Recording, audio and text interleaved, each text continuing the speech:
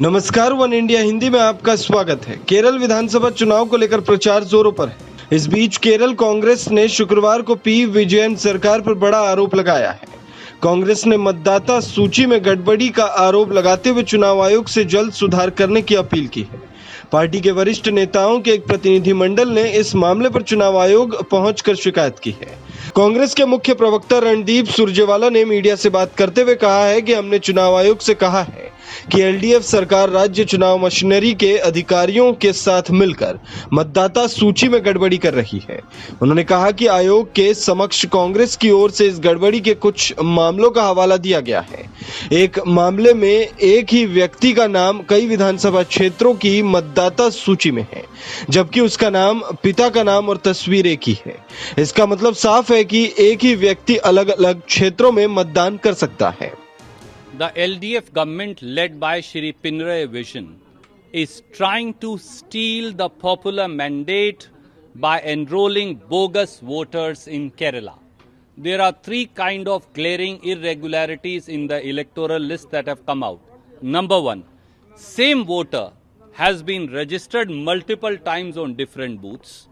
Number two, same voter has been registered in different constituencies. And third and the most fraudulent is that picture remains the same, but the name has been changed to enroll someone multiple times. It's a clear-cut case of fraud.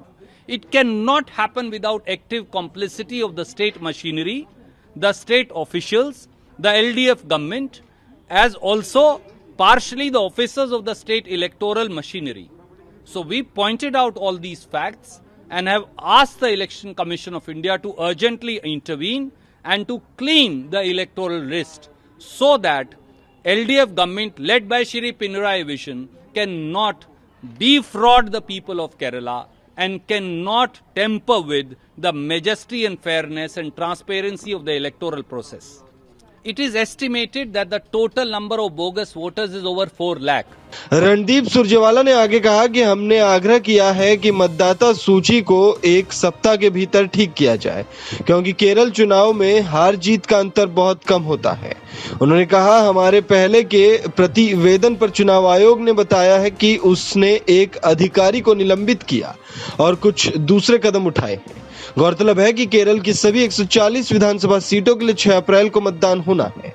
माकपा की अगुवाई वाले LDF और कांग्रेस की अगुवाई वाले UDF के बीच मुख्य मुकाबला माना जा रहा है। इस खबर में फिलहाल इतना ही। तमाम अपडेट्स के लिए बने रहिए वन इंडिया हिंदी के साथ।